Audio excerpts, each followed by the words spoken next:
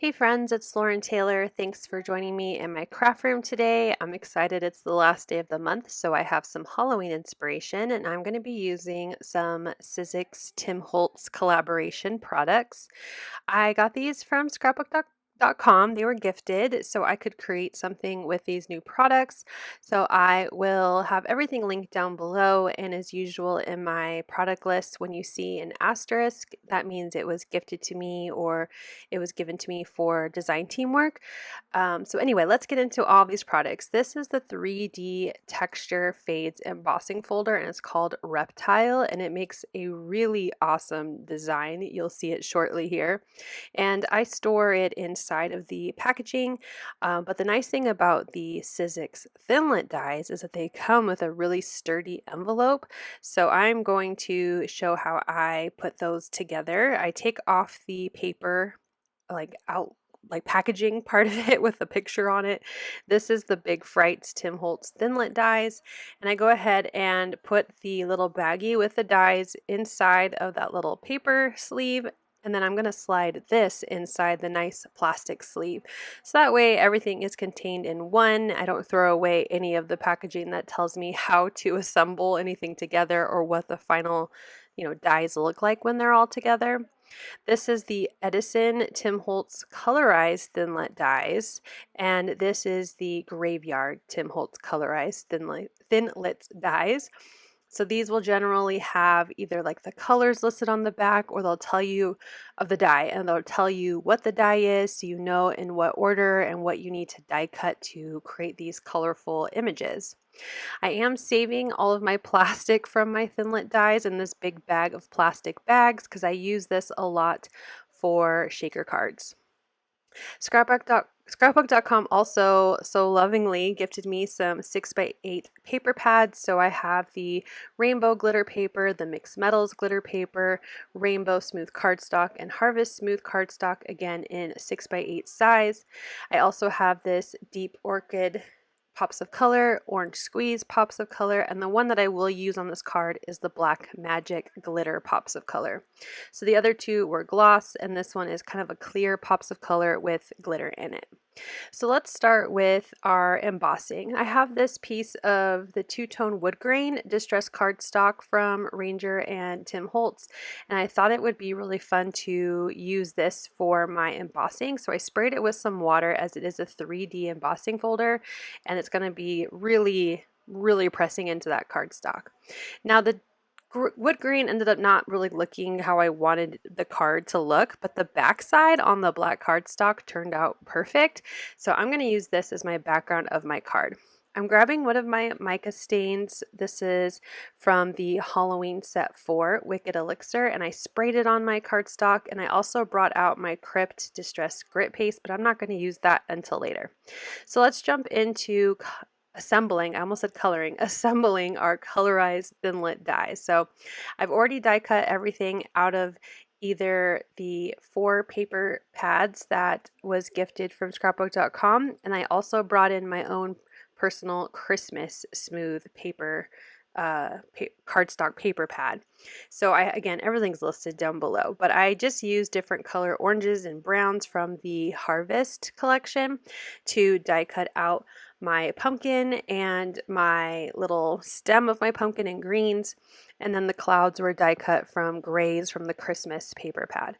And I'm bringing in different distress inks to kind of differentiate between some of the cardstocks that I cut, the pieces that I cut out of the same colored cardstock. So I took a little bit of spiced marmalade, and I am coloring up the pumpkin, so the front one, that way it has a little bit more of an orange tone to it. And then I used wild honey to darken up the inside of the pumpkin's mouth, so just in the center of that back die that I'm going to be gluing everything onto. I also brought in black soot and hickory smoke to add a little bit more gray and black to my clouds, which I will do after I'm done assembling the pumpkin. So I'm just going to start with the stem. I'm putting on that solid green, and I did a lighter green for the back, and then I'm going to use my tweezers and my artiste glue with a fine point tip to glue on the next layer of the stem, which is just a slightly darker green color from the same Harvest paper pad. And I'm sorry for my hair blowing in and out of frame here. It is really hot, so I have my fan going on full blast while I'm crafting and making these projects. So I'm going to add the next layer. Again, the back of the dies tell you in which order to glue things on and what color your paper should be. So it's really, really helpful. I love the Colorize die sets just to create really fun images without having to get out my markers.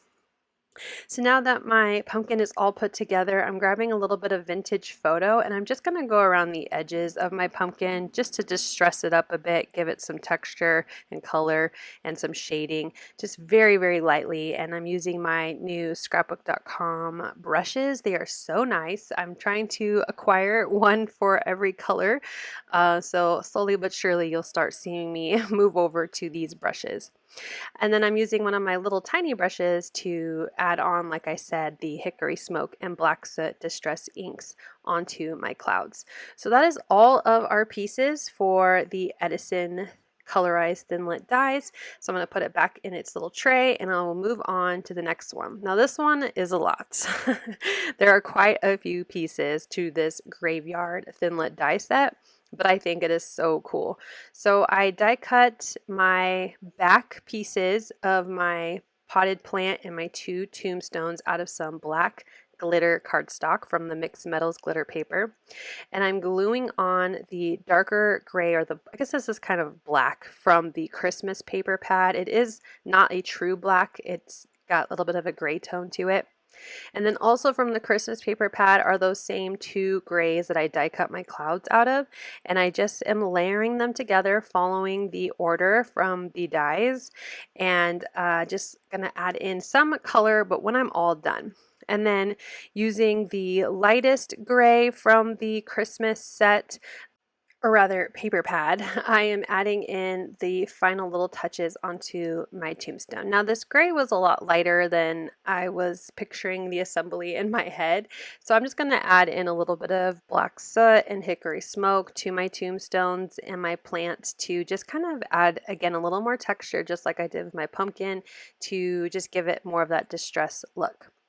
I die cut the back of my skull. This is a 3-piece layering out of the black cardstock, and then using my distress ink to make the second layering piece of my skull a little darker, and then my top piece even like lighter. So that way there's a little bit of dimension between the 2 white pieces of my skull.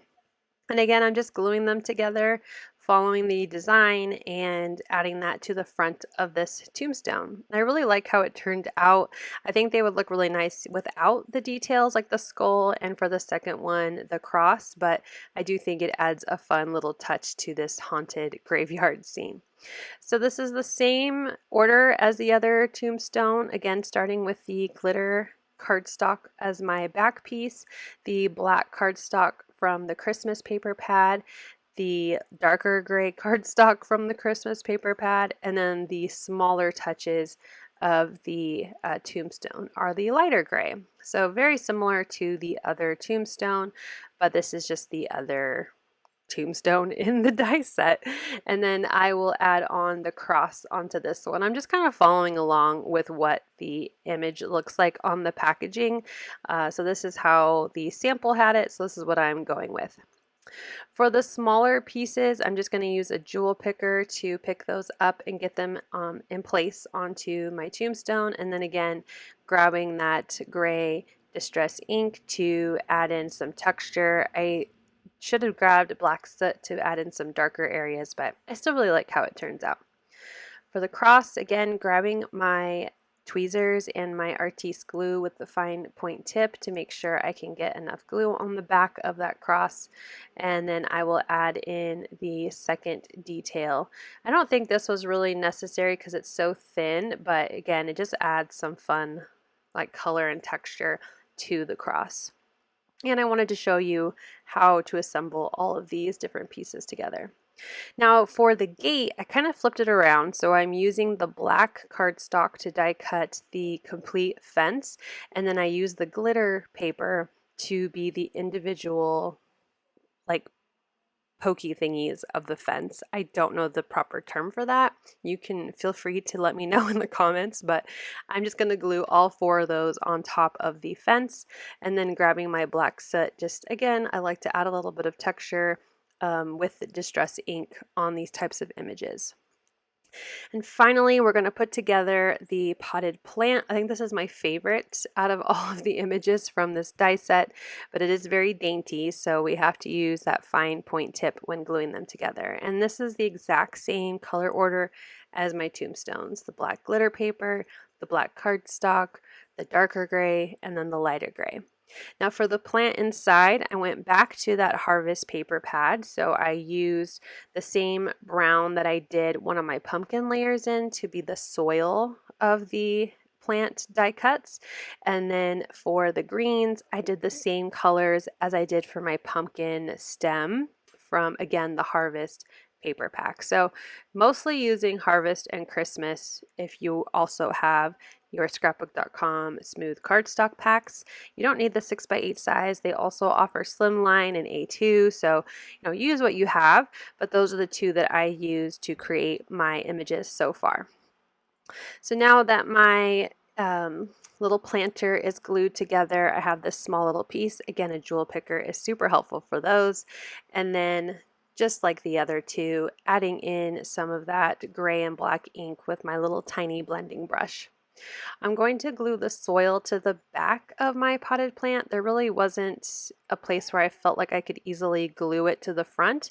And then once the soil was in place, you can add in the actual greenery for the plant. Again, use a fine point tip to make sure you can really get glue on your images. Now for this one, I wanted to add a little bit of vintage photo to the plant, again, just to make it look distressed. And those are all of our pieces from the Graveyard Tim Holtz Colorize Thinlit dies. Finally, we're going to put together the big Frights. Honestly, there's really not much to this one. It's not a Colorize. This is just a Thinlit layering set, I guess you could say, for our sentiment. For the skull and 2 bones, I'm just using some excess vintage photo ink that's on my blending brush and adding some distress to those. For the moon, I'm using excess ink from Wild Honey and Spiced Marmalade. I think it was just Spiced Marmalade, and then vintage photo. So just adding a little bit of dimension and oranginess to my moon. Now for my sentiments, I did a bunch of different ones because I wasn't really sure what I was going to do for my card. I decided to go with A2 because I just cut my background in a moment, A2 size, but I think I should have gone bigger. I should have done a 5x7 card with all of this die set, but that's okay. So I'm layering my Boo and Eek sentiments from the Big Frights die set, and I die cut the Boo and the Eek out of some rainbow glitter paper, the yellow and the orange, and I'm backing it with some black cardstock, again from the Christmas paper pad. But then I also die cut the shadow dies out of some black glitter cardstock, and I'm just going to layer it. I picked gray. It doesn't really matter what you layer with, but I just picked a dark color, and I'm layering that glitter paper to a piece of the smooth cardstock just for stability. And then I glued on the Eek and the Boo, and I die cut those from the Rainbow Smooth cardstock paper pad in purple and green, just so I had some options once I get my card together, what my sentiment is going to be. So my background is dry, so I'm using my paper trimmer, and here, like I said, I end up trimming it down to be an A2 in size. It's perfect for the embossing folder, but I wish I would have thought about my sentiment when I was constructing this card in my mind and playing around with my layout. You'll see right here, I'm just going to kind of fade into how my final layout is going to go, and there is absolutely no room for a giant sentiment, but that's okay. I'm going to put it on the inside of the card, and I end up really liking the Boo because it has more of a yellow gold look, and I thought it matched the pumpkin and the moon really well, so I'm going to end up putting that on the inside of my card. But now that my background is dry, I wanted to put on some of that grit paste. So this is the Crypt. It came out with Halloween last year from Tim Holtz and Ranger, but they are re-releasing it if you haven't already bought some from scrapbook.com. Again, everything will be linked down below, but Tim Holtz and Ranger brought back their mica sprays and their grit paste, which I thought was going to be limited edition. So I was so excited. I already ordered the new ones, so set 5 and 6 for this year, and then I also was able to grab 1 and 2 because I missed out on those when they came out originally. So I have my A2 card base, and I'm going to glue my giant boo sentiment on the inside, which I kind of like. It's really big and bold, so when you open the card, it is kind of like a boo when you see it inside. My grit paste is slowly drying. I'm going to use my heat gun just to help kind of speed up the process a little bit, just to make sure that I can touch it and glue it down without any issues. So once it was dry enough, I actually switched the top of my Artiste glue from the fine tip to just the middle tip, I guess you could say, to be able to glue on these larger images. So I went ahead and added glue completely to the back of my textured piece of cardstock here. As you can see, it's not quite A2 in size. I cut off about 1/8 of an inch from both sides, so it was 4 1/8 by 5 3/8. So I have a very tiny white border. You could have done this A2, whatever your preference is, or maybe some colored cardstock, but I really like a thin white border around my card bases. So my background is glued down. It's time to start layering. I'm going to start with popping up one of my tombstones using some foam adhesive, and I have my little scrapbook.com tray here just to help me catch all of the foam adhesive release paper. Otherwise they will blow everywhere because, like I said, my fan is on high, very high. I'm also going to be mixing it up with different layers, so I'm grabbing my Artiste glue to glue down my little fence behind my tombstone, and I just make a huge mess. There's just glue everywhere, and I was getting really frustrated. But honestly, you can't tell because of the texture on the background anyway, and I just dabbed it up with my fingers. As usual, I'm a very messy crafter, to just kind of pick up that excess glue. I glued down my plant on top of the fence and kind of tucked it behind the tombstone, but I let my plant actually go in front of the tombstone. So there's just kind of a play on the layering there. And then I'm tucking in those 2 little bones from the big Frights Thinlit dies into my planter as well. So that's all I'm going to use from the graveyard set. So I will start building the rest of my scene using the clouds from the Edison set and the moon and bats from the big Fright sets as well. I'm combining all of these die sets on top of my embossed background, so I really wanted to show how you can mix and match all of these different die sets together so you can get a lot of use out of your Sizzix Tim Holtz dies that I'm sure you excitedly already purchased. And again, if not, my links are down below. I appreciate everyone who shops with my affiliate links. It's like no extra cost to you at all, but it just helps me maintain all of the different expenses of having a blog and a YouTube channel. So I am so eternally grateful for every single one of you. I realized as I glued down my clouds, I forgot to tuck my moon in, and there's no clouds behind the moon, so I had to carefully lift them up. I end up tearing one of my clouds a little bit. You'll see here, I'm going to grab my tweezers trying to get that cloud up, and it just rips instead. But you know what? It's fine. You can't tell. It's a lot of distress and texture, and it looks good. And once I have my moon, I have one of my bats flying up front of the clouds, and I glued the other one to the top left. And finally, I'm going to add more foam adhesive behind this pumpkin. I guess it's not finally. I do have one more thing I'm going to glue down. After I popped up my pumpkin, I'm going to add my little spider to the top of my pumpkin. Couldn't forget that guy. I thought about like trimming off his legs that are just kind of like sticking out the top, but you know what? Maybe he's waving hello and wishing you a happy Halloween. I'm going to zoom in here because my head was totally in frame while I was filming, and I'm adding some of that black magic pops of color. Again, this is a glitter, so it's more of a clear pops of color with glitter in it, and it's a black kind of just really shiny, pretty glitter. And I added that to my spider and my clouds. I think it turned out so pretty. It's very busy and a lot of fun and a lot of texture, but I love it. I hope you also love it and you enjoyed today's Halloween video. Thank you so much for watching. I hope you'll click like, and if you're new here, I hope you'll subscribe and come back. As always, you can find everything I use down below in the description box. Thank you and have a wonderful day. Bye!